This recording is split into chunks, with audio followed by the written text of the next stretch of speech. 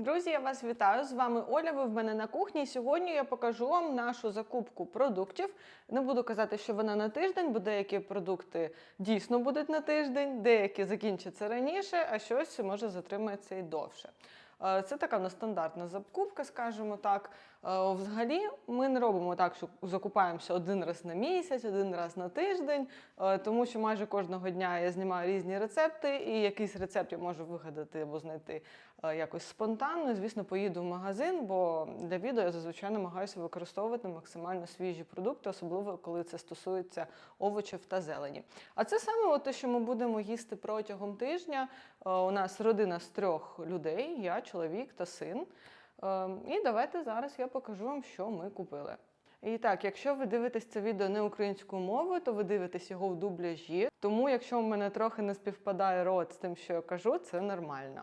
Почнемо ми давайте з різних вуглеводних продуктів. Їх, до речі, небагато, бо у нас доволі багато їх і так вже вдома є. Я маю на увазі різні крупи, які доволі довго зберігаються і, звісно, залишаються після минулих покупок. Ось такі макарони ля паста. Вони, до речі, містять у собі збільшену кількість білка. Вони вироблені з твердих сортів пшениці, нам вони подобаються, тому от взяли 2 пачки. Також рис. Рис це у нас шліфований довгозернистий. Іноді я купую басматі, іноді пропарений, так, за настроєм. На цей раз хотіла взяти басматі, але я подивилася, що він коштував втричі дорожче за це, і думаю, різниці великої між ними не бачу, тому візьму такий звичайний. Невелика порція цільнозернового хлібу, він з насінням йде, тостовий білий хліб і чомусь ще взяли багет. Я, чесно, пропустила цей момент, напевно, чоловік його взяв. Виходить, що це у нас все, що стосується вуглеводів. Взагалі, до речі, що стосується смачних вуглеводів, а саме різних смаколиків, у нас немає такого, що ми купуємо печиво, там, цукерки, шоколадки на запас, бо якщо це буде куплено, воно одразу і буде з'їдено. Це вже ми перевіряли багато разів.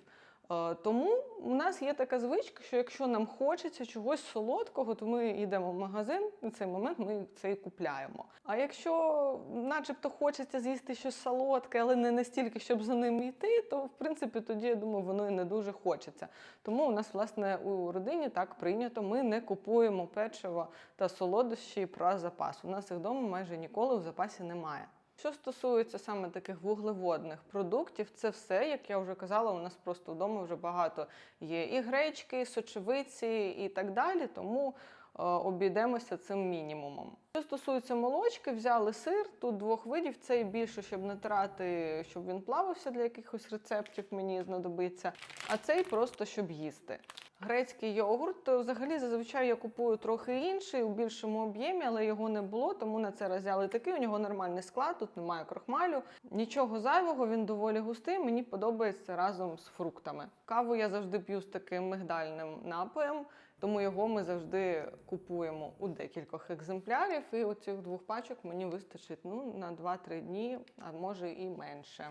Також пляшка звичайного коров'ячого молока, його у нас вживає тільки син, тому ось такої пляшки нам теж вистачить на 3-4 дні. Сир кисломолочний, в холодильнику в мене ще 2 такі пачки, ось його ми вживаємо регулярно, дуже часто. Вечеряємо усією родиною саме сиром, разом з фруктами, йогуртом. Якщо мені потрібен кисломолочний сир для якихось рецептів, то я зазвичай беру інший, більш таки пастоподібний або брикетний. А так, щоб просто їсти, ось такий.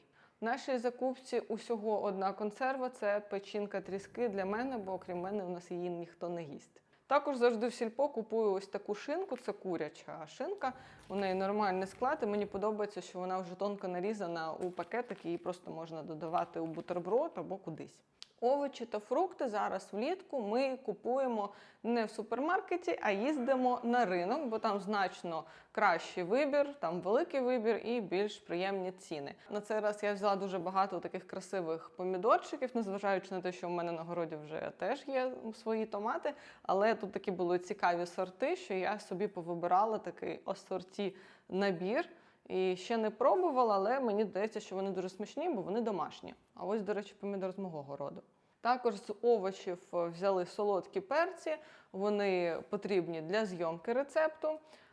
Кукурудза – це просто на їжу. Я, до речі, перед тим, як покладу її в холодильник, почищу і буду зберігати вже чищеною. Так воно, мені здається, не те, що краще зберігається, просто оця вся штука, вона потім не літає по всьому холодильнику і якось в ньому продукти зберігаються охайніше. Також тут у мене печериці, їх також буду використовувати для одного рецепту, для зйомки. Правда, я забула для нього купити ще декілька інших інгредієнтів, тому, напевно, мені все одно доведеться їхати в магазин сьогодні або завтра. Далі такий стандартний набір овочів, цибуля, морква, мішечок картоплі. Тут у мене 3 кг маленьких томатів, їх я буду сушити і закручувати в'ялені томати. Я це роблю кожного року. Думаю, цього року я знову зніму рецепт, бо я нещодавно дивилася минулорічний, він мені не подобається, як він виглядає. І це буде у нас перша партія, бо у сушарку більше 3 кг томатів за один раз не влазить, тому ось так невеликими партіями я планую починати вже це робити цього року. Також купила баночку спецій, це італійські трави, вони також підуть до в'ялених томатів. Ну і, звісно, олія, якою я буду їх заливати. Взагалі, коли перший раз я їх готувала, я робила це з оливковою олією. Але так як з кожним роком об'єм в'ялених томатів збільшується і олії вже треба дійсно багато, я все ж таки взяла звичайну соняшникову олію, бо вона набагато дешевша. Ну а з фруктів у нас сьогодні персики та лохина. Саме їх ми зазвичай додаємо до творогу або просто персики їмо так протягом дня, якщо хочеться чогось солодкого. Ну і ще з фруктів у нас диня та кавун. 120 яєць, цього нам вистачить десь на 2 тижні. У нашій родині ми любимо багато їсти яйця. Що стосується м'яса, я знаю, ви зараз скажете, що знову одна тільки курка, але ось чесно, ми тільки вчора доїли тушковану яловичину, її у нас було дуже багато, ми цілий тиждень її не могли доїсти, а до цього до неї я готувала свинячі котлети. І курку ми вже декілька тижнів, напевно, не їли, мені здається, я навіть не знімала з нею нічого. Тому на це взяли кілограм курячих стегон, з них я буду, до речі, робити фарш. Фарш я якось боюсь купувати готовий. Буває іноді, що я таке роблю, і завжди я потім не задоволена його якістю. Мені то попадаються якісь кісточки, це взагалі щось незрозуміле в ньому, тому я все ж таки спокійніше себе почуваю, коли роблю його самостійно. А тут у мене куряче філе, 4 штуки. Ось чесно, я зараз не пам'ятаю, на що воно мені треба, але я собі у список його ще першим пунктом написала куряче філе 4 штуки. Тобто я потім згадаю, для чого воно мені. Також ще окремо я взяла філе, вже нарізане тонкими шматочками для відбивної, бо я не вмію самостійно так тонко нарізати, а мені для одного відео потрібно саме ось такі тонкі шматочки.